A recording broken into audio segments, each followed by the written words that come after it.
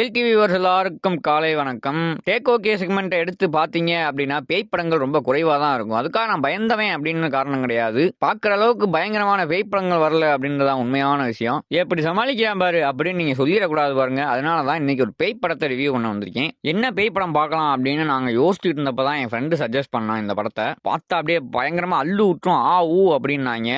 அப்படின்னு நம்பி நாங்கள் அமேசான் பிரைம் ஓப்பன் பண்ணி பார்த்த படம் தான் பேச்சு. படம் எப்படி இருக்கு அப்படின்னு கேட்டீங்கன்னா, கதை அளவுல பாத்தீங்கன்னா பல பேர் அடிச்சு துவைச்ச பழைய கதை தான். ஒரு 5 அறிவாளிகள் பேய் இருக்கிற இடத்துக்கே போய் வந்து பாரு அப்படின்னு பேய படத்துல கடைசியில ட்விஸ்ட் அப்படின்னு ஒண்ணு வைக்கிறாங்க. அது எனக்கு கொஞ்சம் எரிச்சல் ஊட்டும் விதமா இருந்தாலும் என் ஃப்ரெண்ட்ஸுக்கு எல்லாம் பிடிச்சிருந்துச்சு. மேபி ஆடியன்ஸ் எல்லாருக்கும் பிடிக்கலாம். எனக்கு ஏன் பிடிக்கல அப்படின்னு காரணம் கேட்டீங்கன்னா, அது வந்து எனக்கு ரொம்ப கன்வின்சிங்காக இல்லை. படத்தில் ஜம்ப் ஸ்கேர் சீன்ஸ்லாம் எப்படி தம்பி இருக்குது அப்படின்னு கேட்டிங்கன்னா, ரொம்ப சுமாராக இருந்துச்சு அப்படின்னு தான் சொல்லி ஆகணும். முக்கியமாக படத்தில் பேய் அப்படின்னு சொல்லி ஒரு கேரக்டரை போட்டிருக்காங்க. அதை பார்த்தா நமக்கு வந்து பயம் வர மாட்டேங்குது, சிரிப்பு தான் வருது. அந்த கேரக்டரை போட்டது படத்துக்கு ஒரு பெரிய மைனஸாக நான் கருதுறேன். படத்தோட முக்கியமான ப்ளஸஸ் என்ன அப்படின்னு பார்த்தீங்கன்னா, நம்ம பாலசரவணன் நடிச்சிருக்கிறது நல்லா இருக்கு பார்க்க. மியூசிக்கும் அங்கங்கே சீன்ஸை கொஞ்சம் எலிவேட் பண்ணுது, அதை ஒத்துக்கிட்டு தான் ஆகணும். அதே மாதிரி படத்தோட ஹீரோவும் காயத்ரி சங்கரும் நல்லா பண்ணியிருக்காங்க. ஆனால் டயலாக்லாம் ரொம்ப எரிச்சல் விட்டு விதமாக நிறைய இடங்கள்ல இருக்கு. காமெடின்ற பேர்ல ஏதோ பண்றாங்க. அப்படியே கல்லெடுத்து எரியலாம் போல இருக்கு. படத்துல வர பாலசரவணனை தவிர எல்லா கேரக்டர்ஸும் ரொம்ப இம்மெச்சூர்டா பிஹேவ் பண்ற மாதிரி இருக்கு. அது ரொம்ப ரொம்ப இரிட்டேட்டிங்கா இருக்கு படம் பார்க்கும்போது. ஒரு 4-5 ஸ்கூல் பசங்க ஒன்னா சேர்ந்து கேம்ப் பண்ற மாதிரி பண்ணியிருக்காங்க. படத்துல பேய்க்கான விஎஃப்எக்ஸ் வந்து கொஞ்சம் சுமாரா தான் இருக்கு அப்படின்றத சொல்லி ஆகணும். ஃபாரஸ்ட்டுக்குள்ள நல்லா எடுத்திருக்காங்க. ஓரளவுக்கு சினிமாட்டோகிராஃபி டீசென்டாவே இருந்துச்சுன்னு சொல்லலாம். டிஏஎக்ஸுமே கண்ணுக்கு நல்லா